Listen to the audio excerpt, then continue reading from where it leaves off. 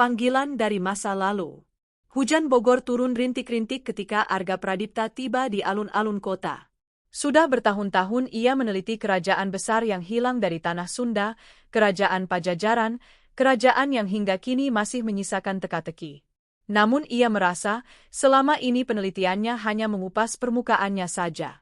Ada sesuatu yang lebih dalam. Sesuatu yang seolah memanggilnya sejak lama. Panggilan itu berasal dari satu tempat, Prasasti Batu Tulis. Arga menghela napas panjang. Disinilah semuanya dimulai, gumamnya sambil menatap langit kelabu. Ia membawa sekantong berisi buku catatan, kamera, dan alat rekam suara. Ia telah membuat janji dengan seorang perempuan yang konon merupakan salah satu epigraf paling ahli dalam membaca tulisan Sunda kuno, Saraswati Lestari. Saraswati sudah menunggu di dekat gerbang situs ketika Arga tiba. Wajahnya teduh, rambut hitam terikat rapi, dan sorot matanya memancarkan ketenangan seorang akademisi yang sudah terbiasa menatap masa lalu. "Kau sudah siap, Arga?" tanya Saras dengan suara lembut. "Lebih dari siap," jawab Arga sambil tersenyum tipis. Mereka melangkah masuk ke area situs. Udara di sekitar terasa berbeda, lebih dingin, lebih sunyi, seolah dunia modern tiba-tiba menjauh beberapa langkah. Di depan mereka berdiri sebuah batu besar, kokoh, dengan ukiran aksara kuno yang sebagian telah memudar, namun tetap menjaga wibawanya. Inilah prasasti batu tulis, warisan paling otentik dari Sri Baduga Maharaja, Raja Besar Pajajaran yang dikenal sebagai Prabu Siliwangi. Namun sebelum mereka sempat mendekat, seorang lelaki tua dengan pakaian adat Sunda muncul dari balik pohon.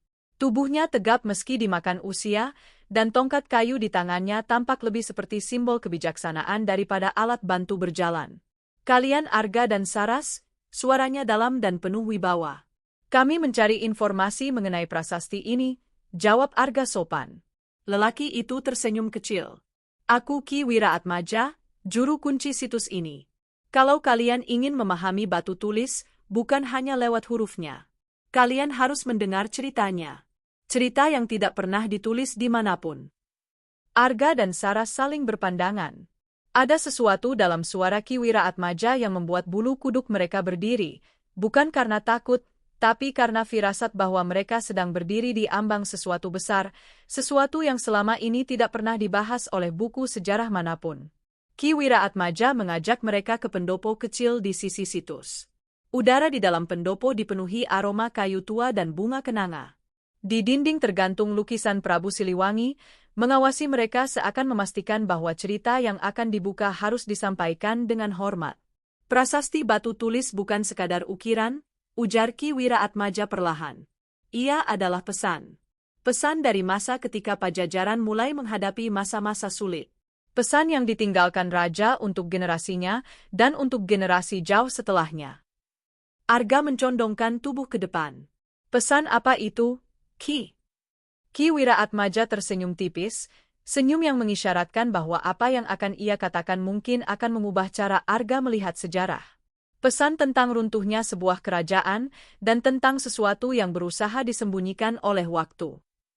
Angin Bogor berhembus pelan, membuat pintu pendopo berderik. Suasana menjadi semakin tegang dan penuh misteri. Arga menyadari bahwa perjalanan ini, perjalanan menelusuri jejak prasasti batu tulis, baru saja dimulai. Dan ia tahu, tak akan ada jalan kembali. Prabu Siliwangi, raja yang mengukir peringatan. Pendopo tua itu sunyi ketika Ki Wiraatmaja duduk perlahan di atas tikar anyaman. Arga dan Saras mengikuti, duduk saling berhadapan, sementara suara hujan di luar menambah kesan seolah mereka sedang dipisahkan dari dunia modern. Seolah waktu bergeser dan membawa mereka kembali ke masa ketika Pajajaran masih tegak sebagai kerajaan besar. Ki Wiraatmaja memejamkan mata sejenak sebelum mulai berbicara, suaranya berat namun teratur. "Untuk memahami prasasti batu tulis, kalian harus memahami siapa Prabu Siliwangi sebenarnya. Bukan hanya raja, tapi simbol kejayaan terakhir tanah Sunda." Arga sudah banyak membaca tentang Prabu Siliwangi dari buku-buku sejarah, tentang Sri Baduga Maharaja, raja yang memindahkan pusat kerajaan dari Galuh ke Pakuan Pajajaran, raja yang membangun jalan, parit, serta memperkuat tata hukum dan pertanian. Tapi entah mengapa, cerita Ki Wiraatmaja terasa berbeda. Lebih hidup. lebih personal. Pada masa mudanya, lanjut Ki Wiraatmaja, Prabu Siliwangi dikenal sebagai raja yang lembut namun tegas. Ia membangun Pajajaran bukan lewat pedang, tapi lewat persatuan. Banyak kerajaan kecil tunduk bukan karena takut, melainkan karena menghormatinya. Saras menambahkan, itu sesuai dengan teks pada prasasti, ia menyebut pembangunan dan karya-karya besar, bukan peperangan. Ki Wiraatmaja mengangguk. Betul. Dalam prasasti batu tulis, Sri Baduga menuliskan pencapaiannya, membuat jalan, irigasi, dan hutan larangan. Tapi ada satu hal yang tak tercatat dalam prasasti itu, karena itu bukan untuk dibaca oleh sembarang orang. Arga mencondongkan tubuh. Apa itu, Ki? Ketakutannya. Arga terdiam. Tidak pernah ia membayangkan Prabu Siliwangi, simbol keperkasaan Sunda, punya rasa takut yang begitu besar hingga harus disembunyikan dari prasasti resmi kerajaan. Ketakutan akan apa? Tanya Saras, suaranya samar. Ketakutan akan masa depan. Ki Wiraatmaja menatap kedua tamunya dengan mata penuh arti. Pada akhir pemerintahannya, tanda-tanda kemunduran mulai muncul. Hubungan antar kerajaan retak, kondisi politik Jawa semakin memanas, dan ancaman dari daerah pesisir mulai terasa. Arga mengingat pelajaran sejarah, kemunculan kekuatan Islam di pesisir utara, konflik internal kerajaan-kerajaan Sunda, hingga ancaman dari Demak. Semua itu memang terjadi pada masa-masa mendekati runtuhnya Pajajaran. Namun Ki Wiraatmaja melanjutkan dengan suara yang lebih rendah, seolah takut dinding pendopo bisa mendengar. Tapi bukan hanya itu. Prabu Siliwangi mendapat firasat, atau lebih tepatnya, sebuah penglihatan. Arga dan Saras saling menatap. Penglihatan? Ya. Malam sebelum ia memerintahkan pembuatan prasasti batu tulis, ia bermimpi. Dalam mimpinya, ia melihat pakuan Pajajaran terbakar, istananya runtuh, rakyatnya tercerai-berai. Ia melihat hutan-hutan berubah menjadi pemukiman asing, dan nama Sunda perlahan menghilang. Angin malam menyusup ke pendopo, menggetarkan lentera kecil di sisi kanan. Dalam sekejap suasana menjadi semakin mencekam. Sri Baduga percaya bahwa mimpi itu bukan sekadar bunga tidur. Itu pertanda. Ia sadar bahwa kejayaan Pajajaran sedang berada di ambang kehancuran. Saras bergumam, dan prasasti itu dibuat sebagai penanda, bukan hanya kebesaran, tapi juga peringatan. Ya, jawab Ki Wiraatmaja. Peringatan agar generasi setelahnya tidak lupa. Bahwa kejayaan bukanlah milik abadi, dan bahwa tanah Sunda harus dijaga, bukan diperebutkan. Penjelasan itu membuat Arga menatap prasasti yang terlihat dari celah pintu pendopo. Batu besar yang selama ini dianggap benda sejarah biasa, ternyata menyimpan pesan emosional seorang raja yang takut kehilangan negerinya. Namun Ki Wiraatmaja belum selesai. Ada satu hal lagi. Sri Baduga memerintahkan seorang ahli batu untuk mengukir kalimat terakhir pada prasasti itu. Kalimat yang hanya terlihat jika cahaya matahari sore menyentuh permukaannya. Saras tercengang. Tidak pernah ada literatur yang menyebut itu. Tentu saja, jawab Ki Wiraatmaja tersenyum misterius. Karena kalimat itu bukan untuk kerajaan. Itu untuk penerus yang terpilih. Arga menahan napas. Siapa penerus itu, Ki? Ki Wiraatmaja menatapnya tajam, seolah melihat jauh ke masa depan. Orang yang berani mencari kebenaran tanpa takut menggali luka masa lalu. Arga merasakan jantungnya berdetak lebih cepat. Apakah ia yang dimaksud? Sebelum pertanyaan itu keluar, Ki Wiraatmaja berdiri. Malam semakin larut. Besok kita akan pergi ke bagian terdalam situs batu ini. Ada sesuatu yang harus kalian lihat. Arga dan Saras menelan ludah bersamaan. Perjalanan mereka baru memasuki tahap kedua, namun rasanya sudah seakan membuka pintu yang tidak boleh dibuka sembarangan. Di luar pendopo, hujan berhenti. Angin membawa aroma tanah basah, seolah bumi sendiri sedang menyimpan sebuah rahasia besar yang menunggu untuk diungkap. Jejak runtuhnya Pajajaran. Pagi di Bogor menyambut dengan kabut tipis yang bergelayut rendah di antara pepohonan. Arga dan Saras tiba lebih awal di situs prasasti batu tulis, namun Ki Wiraatmaja sudah berdiri di dekat gerbang, seakan tidak pernah pulang sejak malam sebelumnya. Pakaian adatnya masih sama, Tongkat kayunya masih kokoh, dan sorot matanya tampak lebih tajam dari kemarin. "Kita mulai sekarang," ucap Ki Wiraatmaja tanpa basa-basi. Ia memimpin mereka ke bagian belakang situs, melewati jalan setapak yang jarang dilalui pengunjung. Hutan kecil itu terasa jauh lebih padat dan rimbun dibanding bagian depan. Suara serangga bercampur hembusan angin menciptakan harmoni alam yang anehnya terasa seperti bisikan masa lalu. Arga merasakan bulu kuduknya berdiri, tapi ia tetap melangkah. "Banyak orang tahu Pajajaran runtuh," kata Ki Wiraatmaja sambil terus berjalan, tapi sedikit sekali yang benar-benar memahami bagaimana kejatuhan itu terjadi. Saras mencatat dalam buku kecilnya.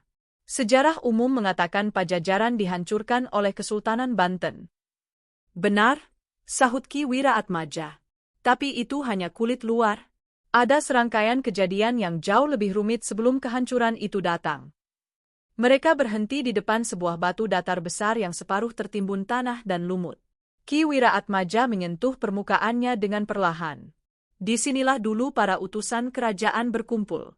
Batu ini menjadi saksi percakapan terakhir para penasihat kerajaan sebelum perang besar meletus. Arga mengedarkan pandangan, mencoba membayangkan tempat itu 5 abad lalu, pasukan berkuda, panji-panji kerajaan, dan para panggede Sunda yang membicarakan nasib negeri mereka. Hening pagi membuat imajinasinya terasa begitu nyata. Ki Wiraatmaja melanjutkan, Pajajaran melemah bukan hanya karena serangan dari luar, tapi karena retaknya persatuan dari dalam. Beberapa wilayah mulai memberontak, raja-raja kecil menginginkan kekuasaan sendiri, dan hubungan politik dengan kerajaan Jawa semakin memanas. Saras mengangguk. Seperti yang terjadi di masa kerajaan besar lainnya, perpecahan internal selalu menjadi awal kehancuran. "Betul," jawab Ki Wiraatmaja. "Tapi yang paling fatal adalah hilangnya satu benda penting, mahkota Pajajaran." Arga terbelalak. "Mahkota itu benar-benar ada?" "Tentu saja," jawab Ki Wiraatmaja. "Dan ketika mahkota itu hilang, semangat rakyat turut goyah. Mereka percaya bahwa hilangnya mahkota adalah firasat buruk, bahwa akan ada kehancuran besar." Saras mencatat cepat. Dalam naskah kuno memang ada cerita mengenai hilangnya pusaka kerajaan, tapi tidak pernah ada bukti kuat. Ki Wiraatmaja menatap keduanya. "Itu karena bukti tersebut pernah disembunyikan. Dan prasasti batu tulis punya hubungan langsung dengan peristiwa itu." Arga mendekat dengan wajah penuh tanya. Pada tahun-tahun terakhir pemerintahannya, Sri Baduga Maharaja merasakan perubahan besar dalam arus politik Nusantara. Kerajaan Islam di pesisir semakin kuat, perdagangan dengan pedagang asing meningkat, dan para bangsawan kerajaan mulai memihak kekuatan luar. Prabu Siliwangi mencium bahaya. Maka ia memerintahkan penulisan prasasti batu tulis sebagai penanda kejayaan sekaligus peringatan.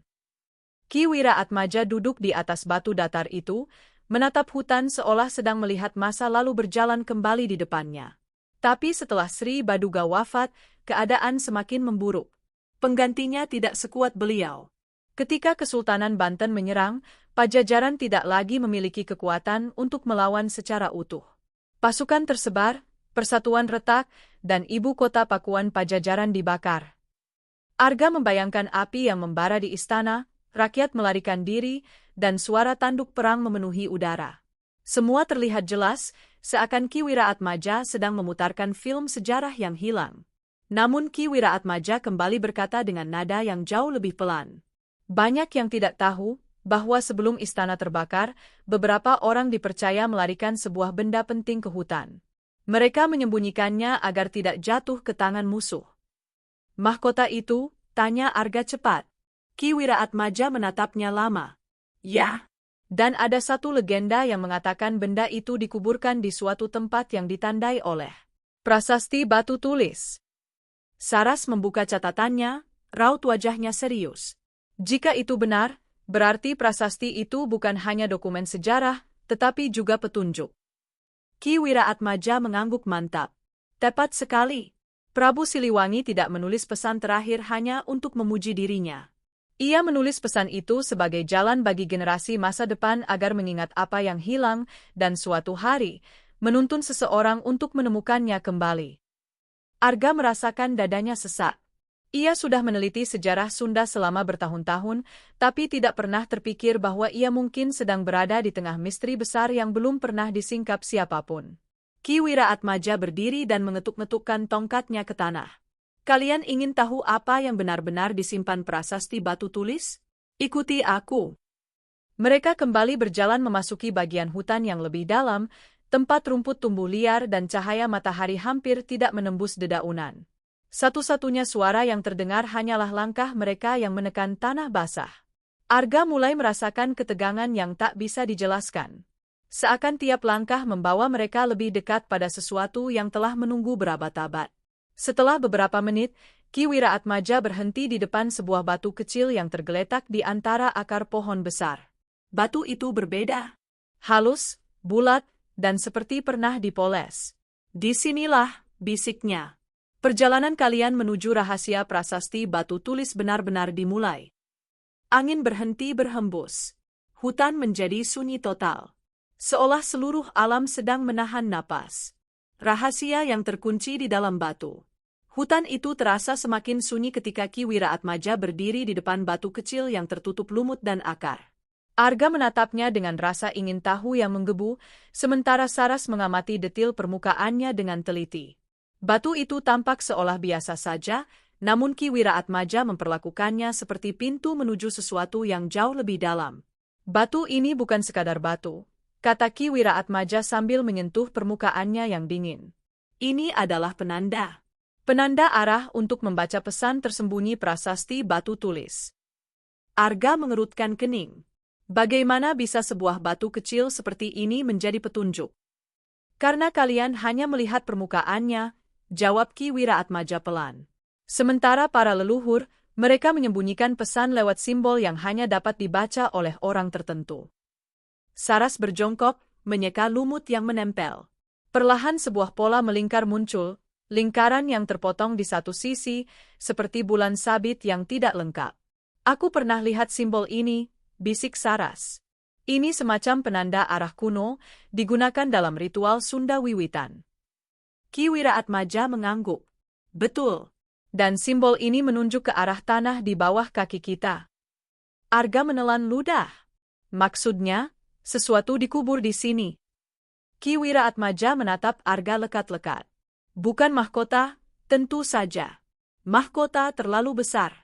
Tapi ini, petunjuk menuju lokasi berikutnya. Tanpa menunggu, Ki Wiraatmaja mengetuk permukaan tanah dengan tongkatnya. Suara tok, tok, tok, terdengar berbeda. Ada rongga di bawah sana. Arga dan Saras saling berpandangan, campuran antara kecemasan dan rasa penasaran. Bantu aku, ujar Ki Wiraatmaja sambil menyerahkan cangkul kecil dari dalam tasnya. Mereka mulai menggali dengan hati-hati. Tanah basah dan akar kecil memenuhi permukaan, tetapi setelah beberapa menit, bunyi logam beradu dengan sesuatu yang keras terdengar. Arga berhenti. Aku menemukan sesuatu. Dengan penuh kehati-hatian, mereka membersihkan tanah itu. Perlahan sebuah kotak kayu berukuran kecil muncul ke permukaan. Usianya pasti ratusan tahun. Kayunya sudah menggelap, namun bentuknya masih utuh. Saras menahan napas. Ini, kotak persembahan kuno. Ki Wiraatmaja tersenyum tipis. Benar. Dan hanya orang yang mengikuti jejak Sri Baduga yang bisa menemukannya. Arga membuka kotak itu perlahan.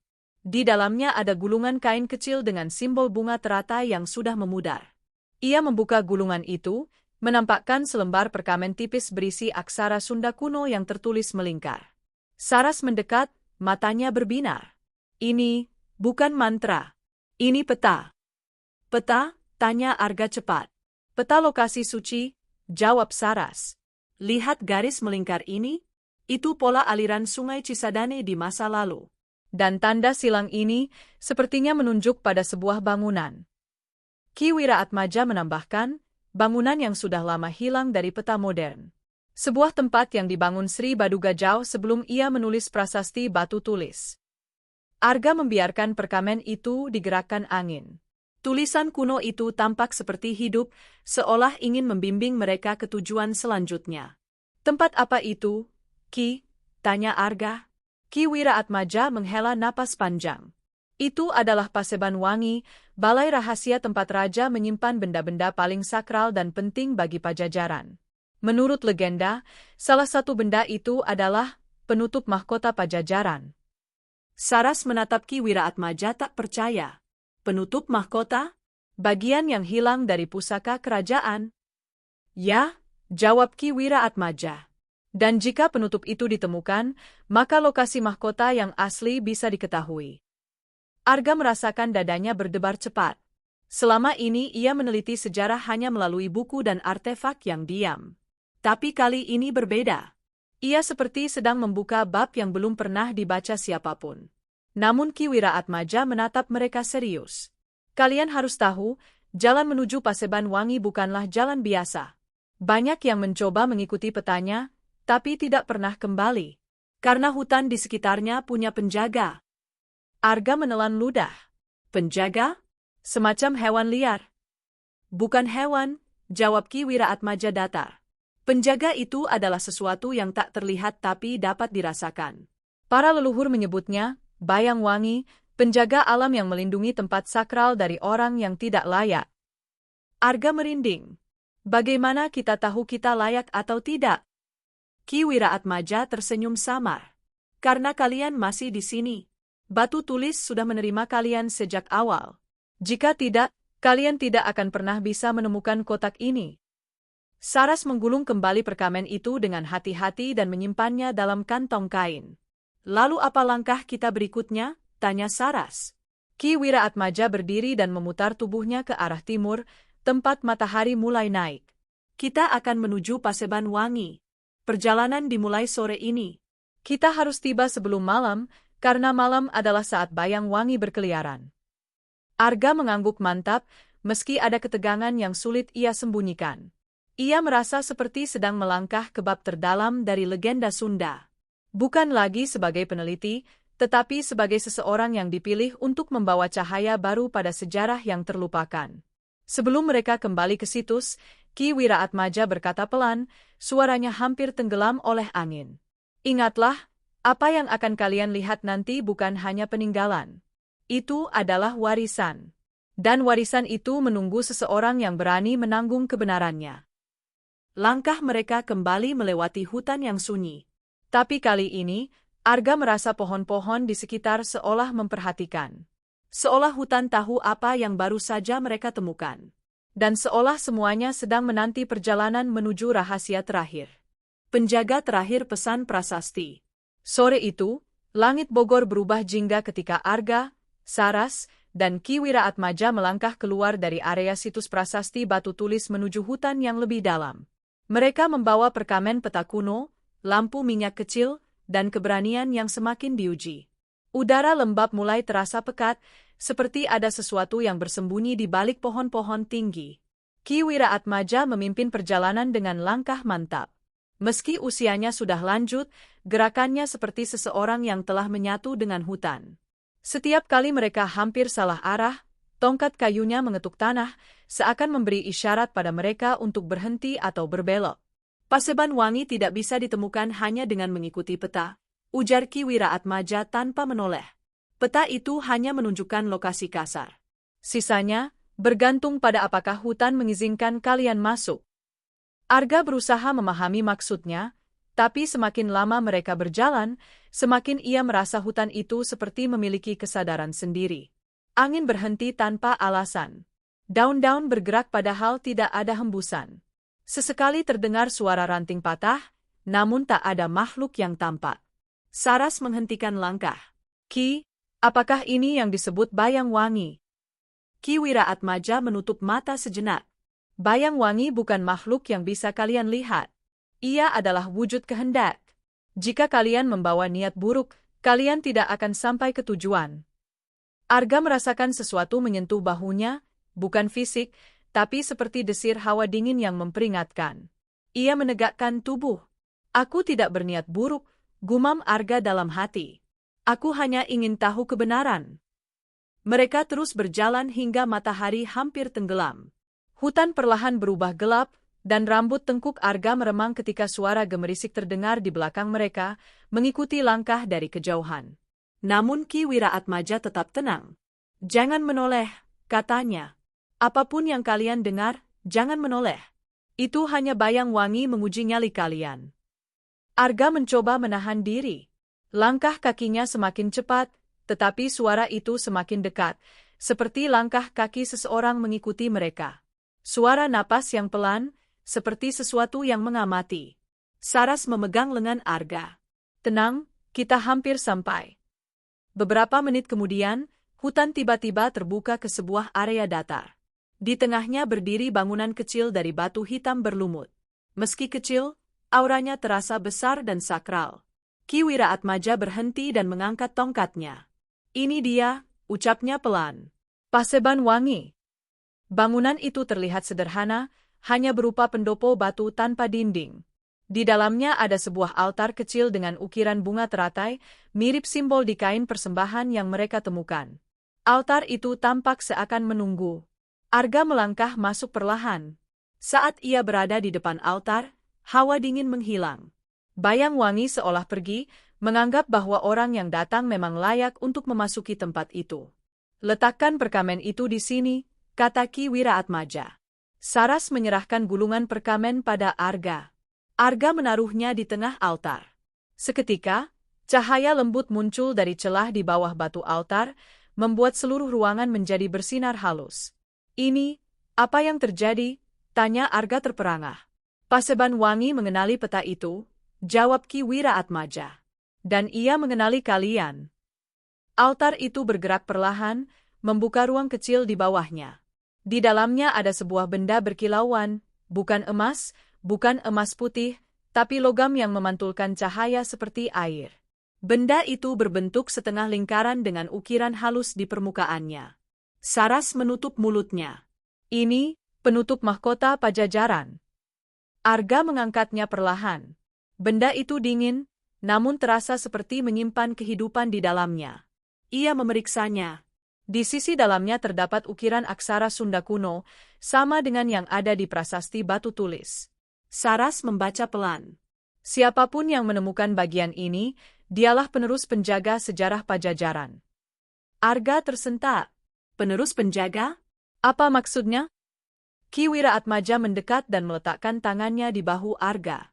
Sejak Prabu Siliwangi wafat, selalu ada penjaga batu, penjaga pesan, dan penjaga warisan. Aku adalah penjaga setelah penjaga sebelumnya. Dan kini, waktuku hampir selesai. Arga membeku. Ki, jangan bilang. Ya, sahut Ki Wiraatmaja lembut. Kamulah penjaga selanjutnya, Arga Pradipta. Saras menatap Arga dengan mata berkaca. Sejak awal, batu tulis memilihmu. Kenapa aku? Suara Arga bergetar. Karena kau tidak memandang sejarah sebagai cerita, jawab Ki Wiraatmaja. Tapi sebagai amanah.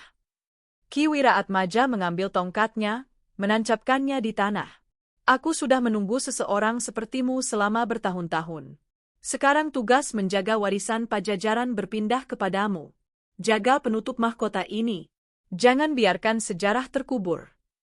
Arga merasakan beban yang belum pernah ia rasakan sebelumnya. Bukan beban takut, tapi tanggung jawab. Beban sebuah kerajaan yang hilang. Beban pesan Prabu Siliwangi yang belum pernah tersampaikan. Saat Arga memegang penutup mahkota itu, angin berhembus lembut. Bayang Wangi seperti memberi penghormatan terakhir. Lalu, cahaya sore berubah merah, dan Ki Wiraatmaja mundur beberapa langkah, wajahnya dipenuhi ketenangan. Tugas terakhirku selesai. Kalian harus kembali. Batu tulis kini berada di tangan yang tepat. Arga menatap Ki Wiraatmaja, hatinya penuh haru. Aku akan menjaga warisan ini, Ki. Ki Wiraatmaja tersenyum. Aku tahu. Saat mereka melangkah keluar dari Paseban Wangi, hutan terasa berbeda. Lebih hidup, lebih hangat, seolah menyambut penjaga baru. Arga membawa penutup mahkota itu dengan penuh hormat, sementara Saras berjalan di sampingnya dengan bangga. Dan ketika mereka tiba kembali ke jalan setapak, Arga menoleh untuk melihat Paseban Wangi sekali lagi. Tapi bangunan itu telah menghilang. Hanya hutan yang berdiri sunyi. Saras menggenggam tangan Arga. Kita membawa warisan itu sekarang. Dan dunia harus tahu kebenarannya. Arga menatap langit Bogor yang mulai gelap. Ia tahu, perjalanan ini bukan akhir. Ini adalah awal dari sesuatu yang jauh lebih besar. Awal dari kebangkitan kembali cerita yang telah lama terkubur dalam ukiran prasasti batu tulis. Dalam hening malam Bogor yang berselimut kabut tipis, Aksa berdiri sekali lagi di depan prasasti batu tulis, merasakan desir angin yang seolah membawa bisikan masa lalu. Perjalanannya bersama Saras bukan hanya menyingkap sejarah kerajaan Pajajaran, tetapi juga membuka pintu bagi pemahaman baru tentang siapa mereka, penjaga cerita, perangkai waktu, dan saksi atas warisan leluhur yang tak boleh hilang ditelan zaman. Mereka menyadari bahwa sejarah bukan sekadar tulisan di atas batu, melainkan denyut kehidupan yang terus berlanjut. Dan selama masih ada yang ingin mendengarnya, kisah Raja Sunda, Prabu Siliwangi, serta gemilang Pajajaran akan terus hidup, mengalir seperti mata air yang tak pernah berhenti dari tanah Bogor.